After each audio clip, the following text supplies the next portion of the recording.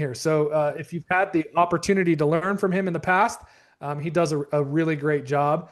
So Ken, let me find his intro here. Is he recently left a SaaS B2B startup that he joined as the first non-founder employee and then grew it to 40 people. First as the director of operations and later as the VP of customer success.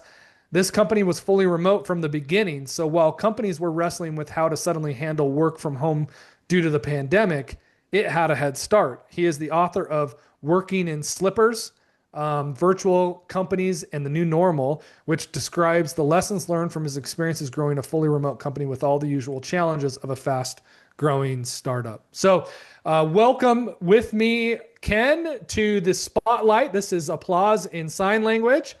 Ken, we are excited for your topic. I'm going to bring you up here on spotlight for everyone, and then I'm going to get your deck pulled up here in just one moment. So, time is yours. Thank you very much. I appreciate it, Paul. And Alan, thank you for having me back. The subject of remote work has certainly been something that just about all of us, I would say probably everybody here in this meeting has lived with over the last few years, because what do most of our work involve? Either being in meetings or sitting in front of a computer. And those are two things that when the offices got closed for COVID, it is possible to do from home. And so that's what we mostly had to do. But now what we see is a lot of companies that are saying, well, okay, COVID's over. We can drag everybody back to the office. You hope you had a fun time working at home in your slippers, but now we can just go back to the way things used to be. I do ask you, what other technological innovation have we seen that with? Where, well, electricity was fun for a while. The internet was fun for a while, and now we don't need it anymore. So that debate is one that's going to be continuing for a long time. But there are certainly issues. I mean, we all know of horror stories that people have tried remote work and it wasn't very successful for them. I believe what's key is identifying the right employees and managing them correctly, there's some similarities to managing them in person, but there are some differences in emphasis. And that's what I want to look at today. So first, let's just talk about the stereotypes. You can see the guy there. He's supposed to be working from home, but he's actually just, sacked out on his bed.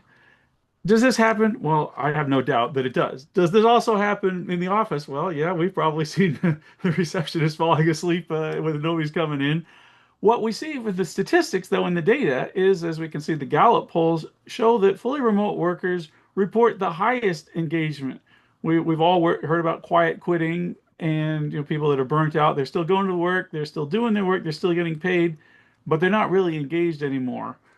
Being engaged is the key to quality. It's the key to satisfaction for the customers. It's the key to satisfaction in your work and also for longevity, because somebody that's no longer engaged in their work probably isn't going to want to stay there very often. There's also been a number of surveys, I just cite one here, showing that the productivity improves after transitioning to remote work. Again, there's a great deal of debate over this. I'm sure there's going to be debate for a long time to come. But I suffice to say, there's certainly no evidence that at the macro level, remote work leads to bad productivity. Yet we all know that in some cases it does. There are some disasters. How can that be avoided by picking the right employees? The first and most essential function is to look for what I call managers of one. You may have heard this term before. We've all seen examples of employees, probably low-level ones, where they're not supposed to bring their brain. They leave their brain at home, or they check it out when they go to work, because all they're supposed to do is follow the rules. Well, this is the tree. These are the instructions. You just do what it said. You don't think. You just do what you're supposed to do. That kind of an employee doesn't really work very well for working from home. And that's maybe where you get some of the stereotypes about people that are just watching TV all day and working in a very desultory fashion. A manager of one is somebody that views themselves and their work as a project that needs to be managed, and they have put together in their head the to-do list. They lean into, well, these are the things that I'm supposed to get accomplished, and these are the things that I have not yet gotten accomplished, and I need to do them still. They're diligent in doing them. They're thorough. Ideally, you find people that are dedicated to their work. We've all met people like this in the office or elsewhere, that they lean in. If there's something that needs to be done, even if it isn't strictly speaking on the list of their job description, they still do it. But how do you find such people? There are a number of vetting techniques that I found are very useful to find people that are able to look this way. And as it happens, this fits in well with AI. There's been a lot of complaints and problems with people that are applying to jobs and they're not really there. It's all just AI doing the application. How can you get around that?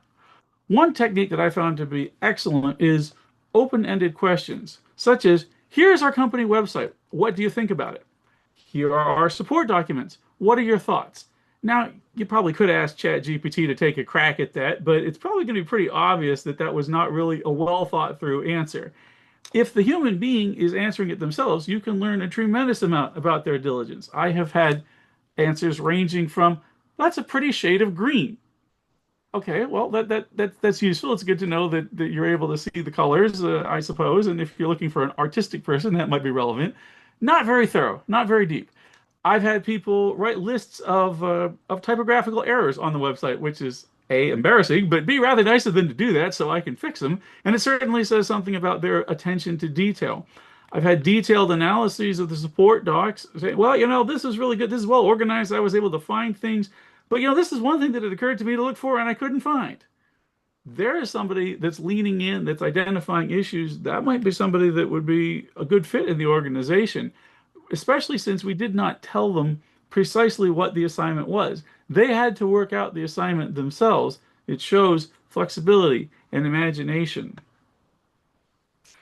And then we have, oh, I'm sorry, one more thing. I wanted to talk about interactive experiences. And this can also be written in text, but that is, tell me about a time you had a conflict with a customer or a coworker or a boss. Again, very open-ended question, and it's a question that's not unheard of in interviews, but seeing how they answer it tells you a lot about their personality. Did they blame themselves for the problem? Did they blame the other person?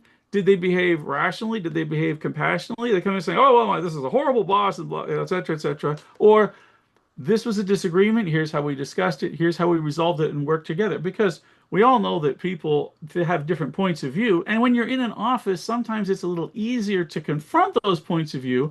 When you're remote, you can maybe ignore them or paper over them a bit, but they'll still cause problems in the long run. You want people that are able to bring forward issues of concern, but to do so in a way that's not going to cause more of a fight than there needs to be. And that brings me to the next point. Remote interviews, it's a live test in effect. Now, when you have an in-person interview, everybody knows it's super formal. We talk about people that have their suit. They wear it to weddings, funerals, and job interviews, and that's about it. You're on the company's territory. You're on your very best behavior. You are, to some extent, if you're the interviewer, when you're looking at the interviewee, you're going to see a kind of artificial because they're putting on a show for you, their very best show. When you're on a Zoom call, there's not so much of that because they're still sitting in their own bedroom. Yeah, they know mentally they're in an interview, but it doesn't feel like that. So you're going to be able to see in a live way how they're going to operate. And that's important because you need to see how they interact with people, particularly since they're remote, there's going to be a lot of learning involved. They need to be collegial to criticism. How do you appreciate when somebody criticizes you? Do you fight back? Do you say that you say, well, you blah, blah, blah, you argue back as to why you're right, or do you take it in? Do you listen to it and you learn from it what you can? And this is on the next slide. What matters is what gets done, not where. You need to expect what you inspect, but not only you. When the remote work, you can't just be walking around as the boss looking and seeing what people are doing. Their work is going to be looked at by other people, by their customers, by their colleagues, by people up and down the organization. They need to be able to properly process criticism from whatever point it comes. And sometimes maybe they would ignore the criticism. If you have a customer that's just cussing them out, well, okay, maybe we're going to set that aside. But maybe there's a gem to the complaint that does need to be taken on board.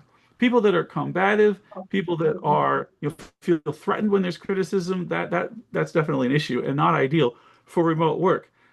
The ability to take criticism is essential for the KPIs and objectives, which in remote work is even more important than it is in in-office work because that is how you can determine whether people are doing the work, not because they clocked in and out at the right time. That's normally not so much relevant.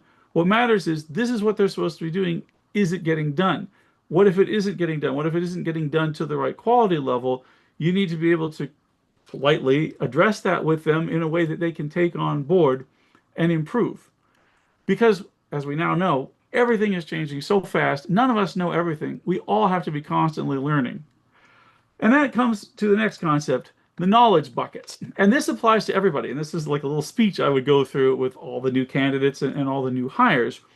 Every single person, every single employee has these four buckets. They may be of different sizes, but everybody's got them. I know that I know this. I don't have to ask anybody for help. I don't have to research it anywhere. I know 100% sure that I am right about this. Then there's bucket two. I think I know this. I'm pretty sure. I'm pretty confident, but I usually know how to check. I'll just look at the support doc or ask this one person just to make sure. Yeah, just, did I remember this correctly? Yeah, that's right. Okay, thought so. Move on. Then there's bucket three. That rings a bell. I know something about it. I'm not really an expert, but at least I know I can look at this support doc section and really read into it deeply to learn what I don't know, or ask this person, maybe set up a time. Hey, can I spend 10 minutes talking through whatever this issue is? And then there's issue four. I don't have a clue. Well, hopefully they know where to start. If nothing else, if they're a new hire, they know who their boss is, right? They can ask their boss. The point is, no matter what the question is, there is an action they can take. If they know the answer, great. If they don't know the answer, they know who to ask. These buckets will change over time. This is where tenure is important. The longer somebody stays with you, the more they will know, and the larger the bucket number one is going to get, and the bucket number two.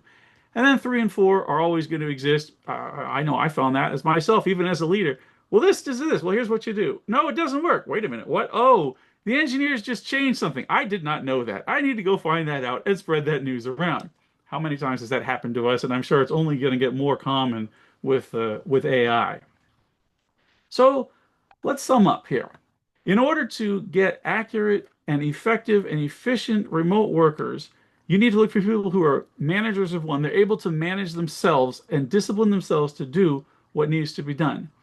You need to use flexible and interactive, open-ended vetting because it's not a checkbox. It's not looking for these specific things. It's getting to understand their character and the way that they approach the problems that will be presented to them, and they handle them when they're the ones that's sitting in the seat. Take advantage of the interview. Use it as a live test to see them in real time as to what they can do, and make sure that they're able to be open to criticism and able to give criticism in a way that's not offensive, so that they can accurately put the knowledge that they glean in the buckets. The worst possible thing is, I know that I know this. No, you're flat wrong. And then the second worst is, I don't know anything. Yeah, you do. With those problems, they're not going to make a good remote employee. But you know what? They probably wouldn't really make a good in-office employee either. So really, hiring remote people is not that different from hiring in-office people.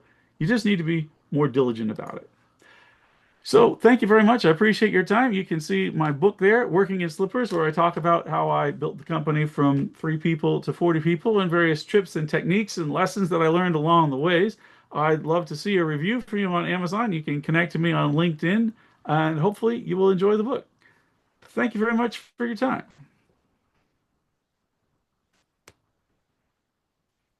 Uh, Paul, I think you are on mute. Oh, thank you. Thank you. Thank you, Ken. We appreciate that. A lot of questions. Well, we do actually have a couple minutes for questions. So, folks, if you do have any questions, put those in the chat, and we can kind of answer those. Ken, I have a question for you. You started off about productivity being higher with remote employees. And one of the things that you talked about was KPIs being in place for remote employees because you're not necessarily seeing them and watching them work. I was curious in your experience or your thoughts on this. Do you think that higher productivity is, I guess, let me say it this way. If KPIs aren't necessarily required for in-office work, and I'm sure many of us think, no, KPIs are always required. But if where we're coming from was, I need to watch you working, kind of, with no KPIs, but then you go to remote work where KPIs are absolutely required because you don't have that luxury of being able to watch people work necessarily. Do you think that productivity, the higher productivity rates, are more so related to this absolute need for clear KPIs to measure? Or do you think that there's maybe something else going on there? The answer is yes, to both. Obviously, if the need to be remote work is going to force you to use best practices where previously you've been lazy and haven't been doing them, well, of course, that's going to be a benefit. You'd get the same benefit if you were using best practices in the office. But I do believe that remote work in and of itself does provide more productivity for multiple reasons, most to do with time flexibility and energy.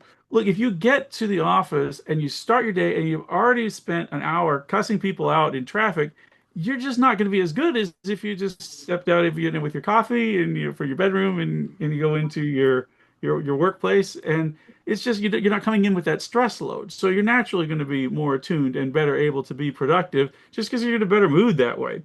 And then there is also the time element that most of us now, there probably aren't very many companies that have everybody they deal with is in the same time zone. You got people all over the world. Well, I got this call with India at 8 o'clock, so you're going to have to stay in the office tonight and then go home at 10 o'clock at night. Well, that nobody really likes that. But if you're working from home, just okay, well, I'm just going to quit work at 4, a little early, spend some time in the evening, have dinner, and it's 8 o'clock, go back in for my call with India. No problem. And Hmm. so you can do the work that needs to be done. This is valuable to the company. I mean, you do need to have business relationships with the India team, obviously. And there's a way of doing that that doesn't cripple the employees' rest of their personal life.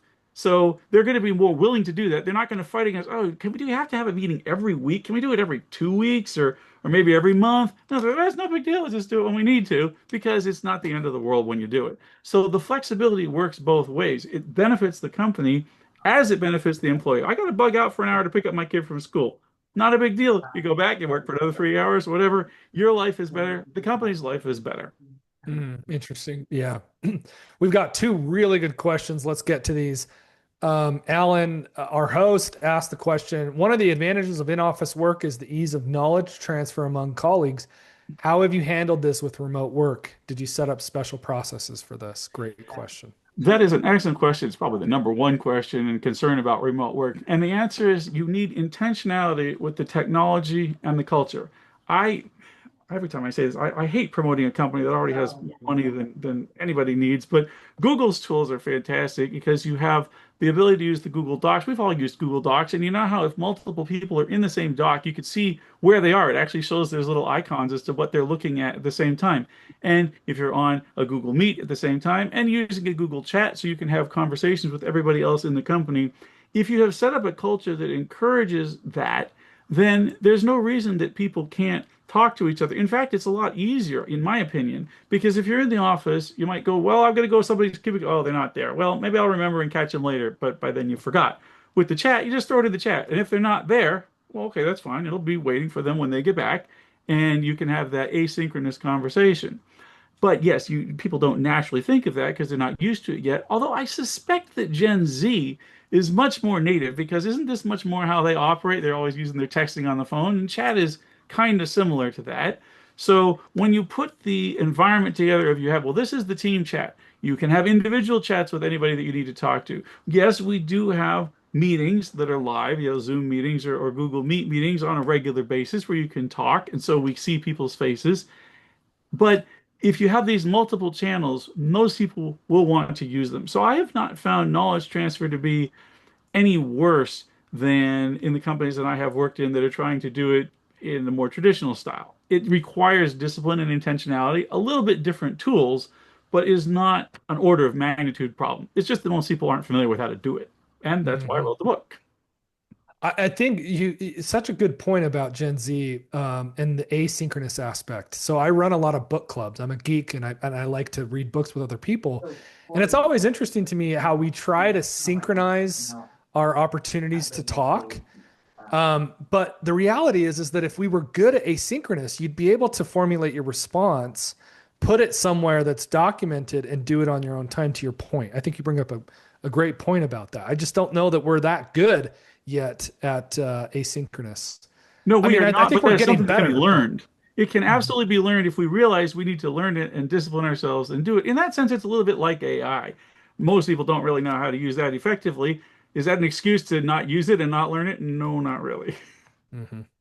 All right, great. One more question, and this is a great one. Thank you, Christopher. What is your take on all these companies pushing remote workers back to the office? They're obviously seeing an issue, but if the studies show otherwise, why are the disconnect? Well, first, I want to challenge the premise of the question. You are assuming that they are seeing an issue. I have not seen any evidence of that at all. In fact, quite notoriously, Amazon did this, and whenever Amazon makes any major decision, they have a tradition of putting out the data. Of course, they collect data on everything as to why they're doing that decision. In the return to office, they did not, and there was a lot of protest. So that really puts my ears up as to here's a company that's known for data analytics. They always explain the data, but they didn't this time. That tells me it's the feels. If they had any data, they would absolutely roll it out, but they don't. What they're actually seeing, I think, is that the managers and senior executives are not comfortable that they know what they're doing. And so they want to go back to the way that they know how to run effectively, which is understandable. That's human nature since they have the power to do that. But that's not really the right answer. And I'm sure that they could point to, well, look, we did this remote thing and this disaster ensued. Well, does that mean that remote work is the problem, or simply that you didn't know how to do it? Which maybe we don't blame you because there wasn't any training and you didn't have experience in it. So of course problems are going to happen, but that doesn't mean they aren't fixable. Abandoning that entirely and not trying to fix the problems, you're abandoning the huge opportunities and advantages, not just to the people, but to the business that remote work puts forward. All right, sweet. Well, let's go one more and then we'll get into our breakout rooms. What would be the best practices building trust community with remote members, and what's your take on collaboration efficiency?